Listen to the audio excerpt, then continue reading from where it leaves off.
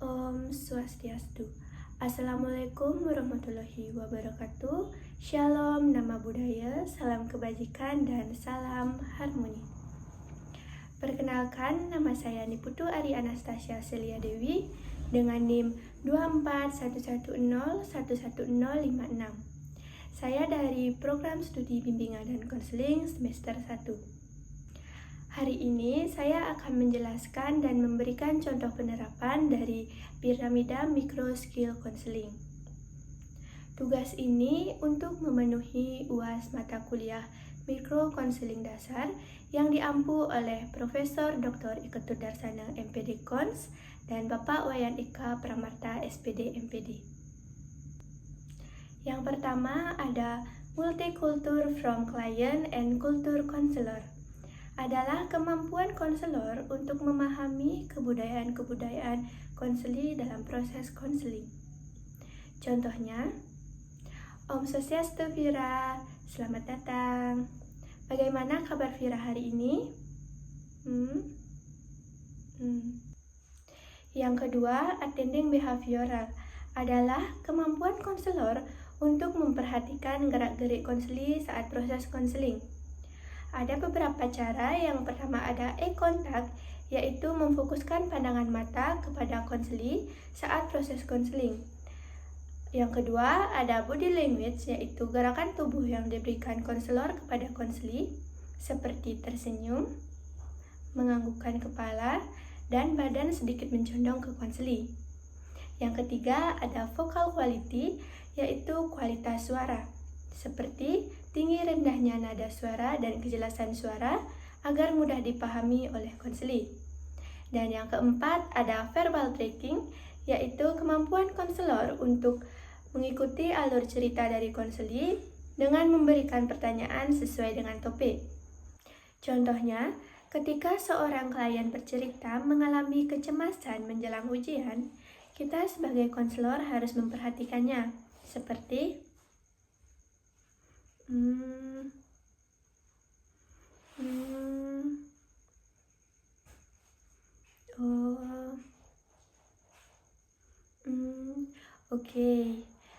apa yang Vira alami ketika mencoba untuk belajar?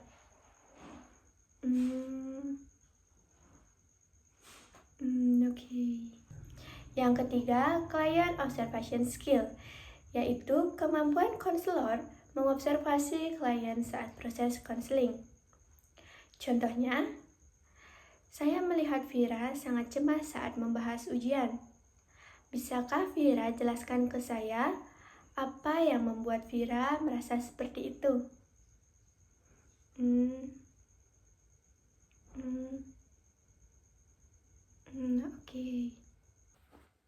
Yang keempat, open and close question adalah kemampuan konselor untuk memberikan pertanyaan terbuka dan tertutup kepada konseli saat proses konseling.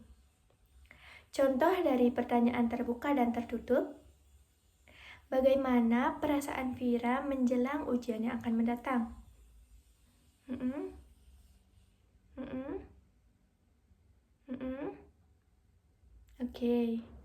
Apakah sebelumnya Vira pernah merasakan perasaan seperti itu?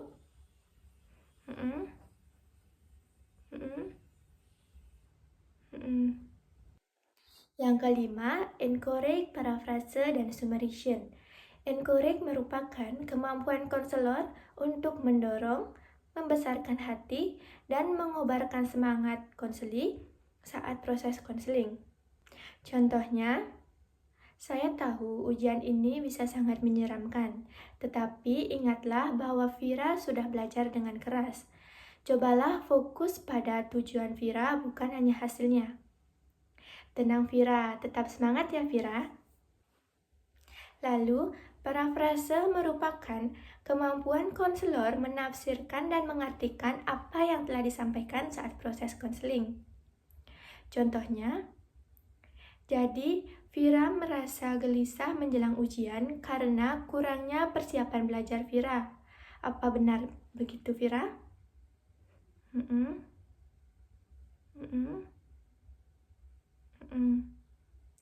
Dan yang terakhir, summarization, yaitu kemampuan konselor untuk memberikan kesempatan kepada konseli untuk menyimpulkan pembicaraan yang telah dilakukan saat proses konseling.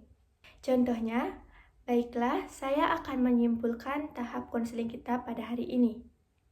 Jadi, Vira mengatakan bahwa Vira mengalami gelisah menjelang ujian karena Vira takut tidak memenuhi ekspektasi orang tua Vira dan kurangnya persiapan belajar Vira.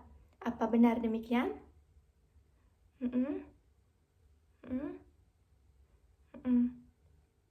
Yang keenam yaitu reflection of feeling adalah kemampuan konselor untuk merefleksikan perasaan konseli saat proses konseling.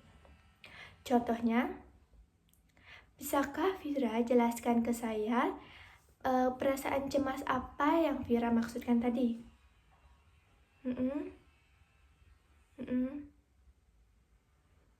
Oke. Yang ketujuh, reflection of meaning adalah kemampuan konselor mengartikan arti kata yang diucap oleh konseli saat proses konseling. Contohnya, dari yang saya lihat, nampaknya Vira begitu kecewa dengan diri Vira. Kenapa Vira merasa seperti itu?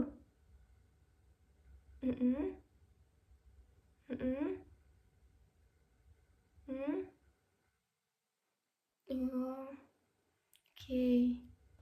Yang kedelapan, focusing client, problem matter, we interviewer, cultural, atau environmental adalah kemampuan konselor untuk fokus kepada konseli dalam wawancara, kebudayaan, atau konteksnya dalam proses konseling. Contohnya, kecemasan yang Vira alami menjelang ujian nampaknya mengganggu proses belajar Vira. Bisakah Vira jelaskan ke saya apa yang terjadi ketika Vira mencoba untuk belajar?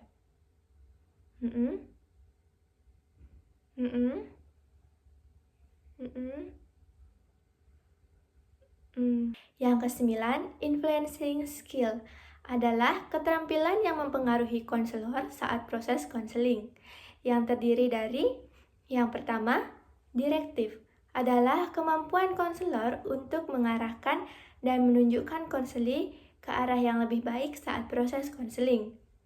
Contohnya, kita bisa mengidentifikasi pemicu kecemasan Vira dan membuat rencana belajar yang lebih terstruktur. Ini dapat membantu Vira meningkatkan rasa percaya diri. Nah, bagaimana Vira? Apakah Vira setuju?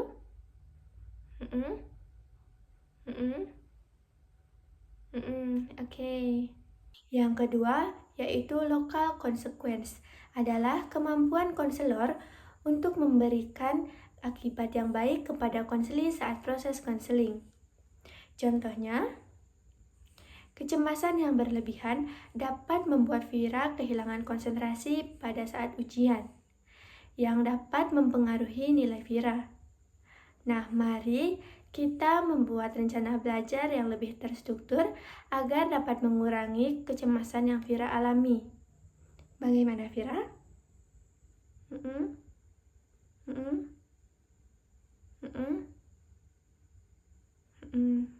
Yang ketiga yaitu interpretation adalah kemampuan konselor untuk menafsirkan apa yang terjadi saat proses konseling.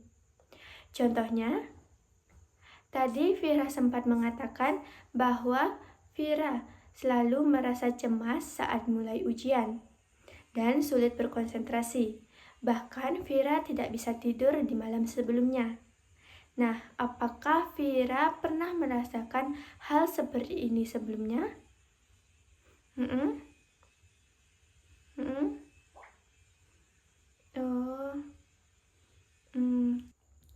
Yang keempat, yaitu self-disclosure, adalah kemampuan konselor untuk membuka diri kepada konseling saat proses konseling. Contohnya, Vira bisa bercerita dengan saya keluh kesah yang Vira alami. Jangan khawatir Vira, apapun yang Vira ceritakan akan menjadi rahasia kita berdua. Nah, bagaimana Vira? Apakah Vira siap bercerita dengan saya?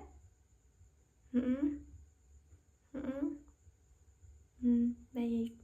Yang kelima yaitu advice, information, explanation, dan induction adalah kemampuan konselor untuk memberikan nasihat, informasi, penjelasan, dan instruksi kepada konseli saat proses konseling. Contohnya, menurut saya, Vira lebih baik mengetahui terlebih dahulu berapa lama Vira bisa mengalokasikan waktu setiap harinya. Lalu, buatlah jadwal belajar yang terstruktur. Dan cobalah untuk menjawab soal. Ini dapat meningkatkan kesiapan Vira sebelum ujian. Bagaimana Vira?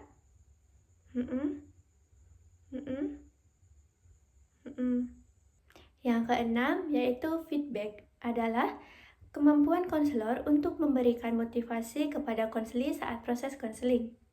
Contohnya, bagus Vira, itu hal yang luar biasa.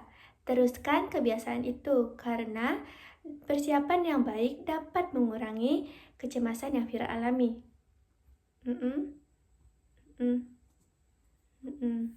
Yang ketujuh yaitu influencing summary adalah kemampuan konselor untuk memberikan ringkasan kepada konseli dalam proses konseling. Contohnya, pada pertemuan kita hari ini dapat disimpulkan bahwa Vira mengalami kecemasan menjelang ujian, dan kita juga sudah membahas solusi-solusi yang dapat Vira terapkan nanti untuk mengurangi kecemasan yang Vira alami. Yang ke-10 yaitu confrontation, merupakan kemampuan konselor untuk memerhatikan konseli saat proses konseling, yang terdiri dari discrepancies, yaitu merupakan kemampuan konselor untuk mengutamakan ketidaksetujuan kepada konseli saat proses konseling.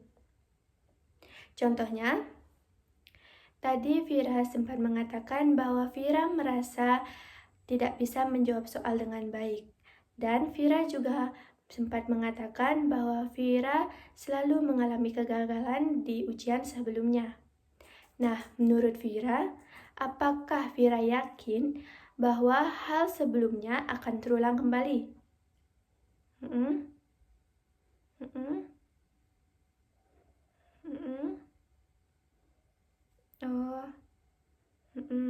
Baik. Yang ke-11 yaitu incongruent, merupakan kemampuan konselor untuk memperhatikan ketidakcocokan yang dihadapi konseli saat proses konseling. Contohnya, tadi Vira sempat mengatakan bahwa Vira selalu membanding-bandingkan diri Vira dengan teman-teman Vira.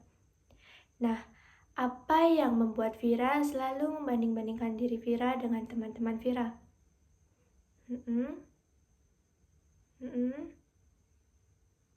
Yang ke-12 yaitu skill sequencing and structuring the interview, merupakan kemampuan konselor untuk mengembangkan dan membuat wawancara yang terstruktur dalam proses konseling. Contohnya, tadi Vira sempat menceritakan bahwa Vira mengalami 2 masalah. Yang pertama, Vira mengalami kecemasan menjelang ujian.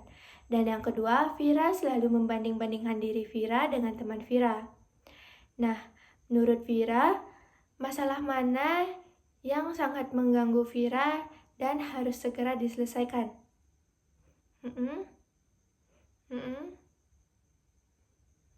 Baik.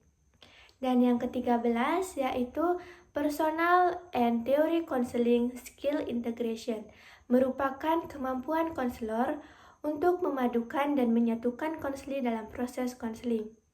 Yang pertama ada style, yaitu kemampuan konselor untuk memahami gaya pribadi untuk memakai teori konseling dalam proses konseling. Yang kedua, face-to-face atau individual, merupakan proses konseling yang dilakukan secara tatap muka oleh konselor dan konseli. Contohnya, ketika seorang konseli datang dengan masalah kecemasan menjelang ujian, konselor menggunakan pendekatan rasional emotif behavior therapy atau REBT yang dapat membantu konseli mengidentifikasi dan mengubah pikiran irasional yang menyebabkan kecemasan, dan menggunakan teknik relaksasi untuk membantu konseli meningkatkan ketenangan saat menghadapi ujian. Baik, sekian penjelasan saya tentang pengertian dan contoh piramida mikro skill counseling. Mohon maaf jika ada kesalahan kata yang disengaja maupun tidak. Saya tutup dengan salam. Om Santi Santi Santi Om. Wassalamualaikum warahmatullahi wabarakatuh. Shalom nama budaya, salam kebajikan dan salam harmoni.